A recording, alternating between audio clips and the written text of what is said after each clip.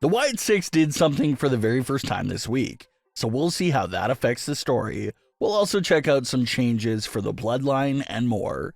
Starting things off with everything related to the Wyatt Six, because they got fooled this week in a big way. The Miz was seen walking backstage, finally free after a few weeks of being held captive by the Wyatts.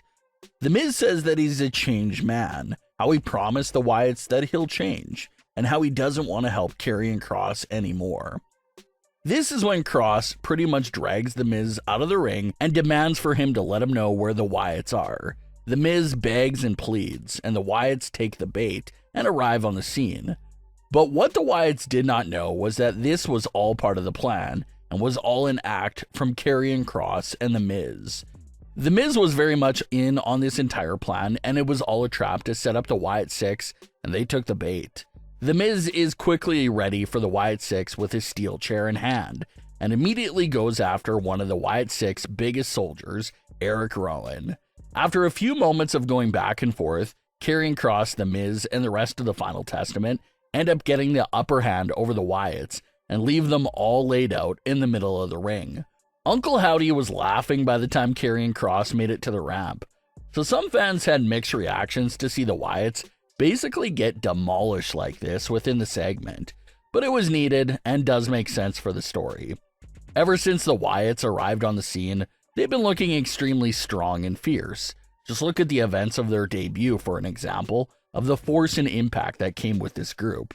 They barely suffered a scratch over the last few months, so it's understandable to see them finally struggle and experience their first real bump in the road.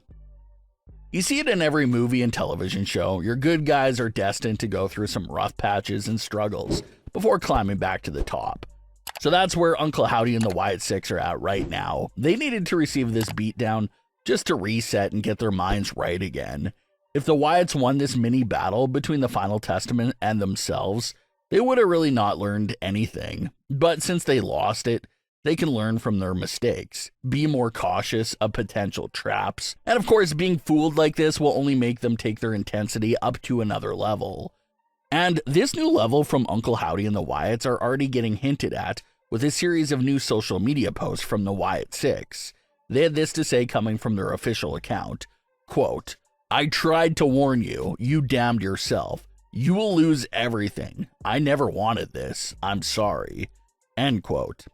Now, who is this directed to? You can argue that this is directed to The Miz because Howdy and the Wyatts did capture him and spoke to him for a long time. So when he says he tried warning him, it definitely sounds like it's more directed at The Miz, considering that Howdy has had not that many interactions with Karrion Kross prior to this beatdown from November 11th. But considering these posts were made after the ambush attack, it can be assumed that he's directing this at both Kross and The Miz. And those Howdy posts are perfect. And that's why the Wyatt beatdown was needed. Taking that beatdown now gives Uncle Howdy that extra motivation needed to come for everything Karrion Kross has and make him pay. Howdy is saying that he didn't want things to go this way and how he's already apologizing, but how this is all going to end with Karrion Kross being all alone. So some very strong words and teasers for what's to come in this storyline. But Howdy already appears to be threatening to take everyone out that's standing by Karrion Kross right now.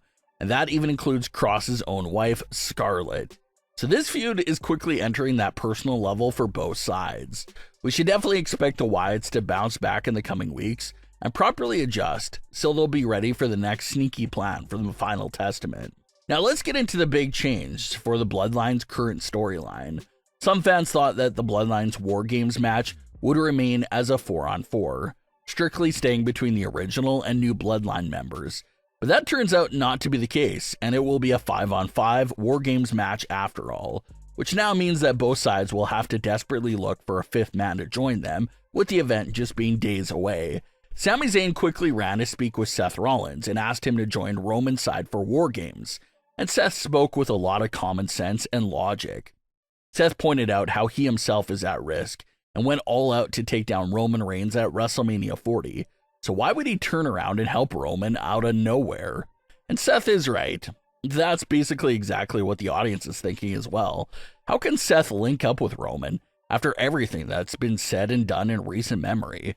But then again, look at how WWE basically wiped the slate clean between Roman Reigns and all the original Bloodline members.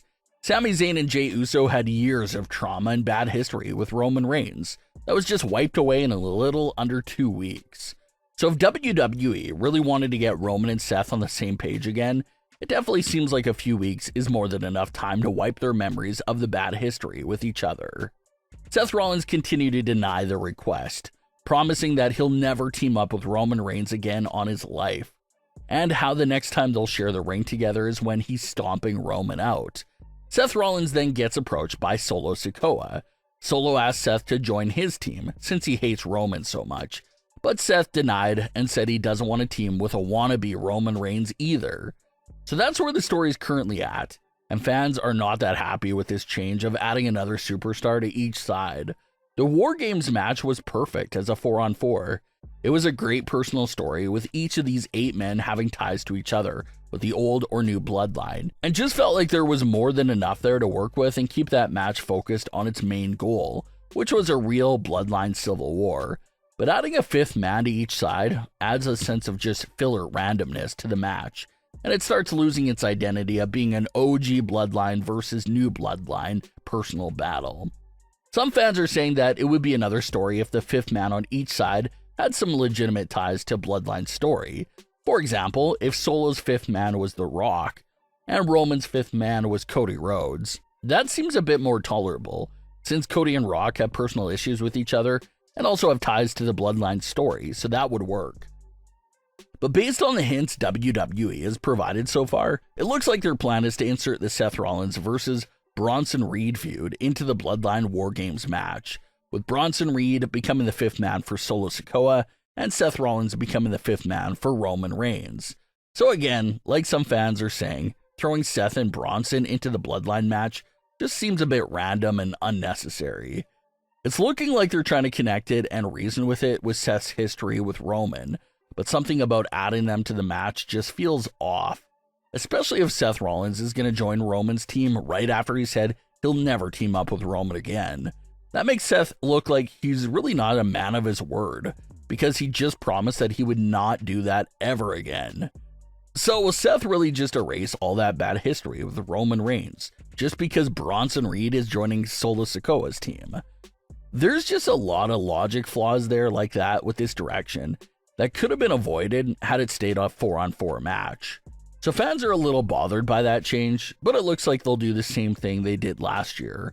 A few superstars will make temporary alliances with other factions for the WarGames match, then they'll go their separate ways after the event ends.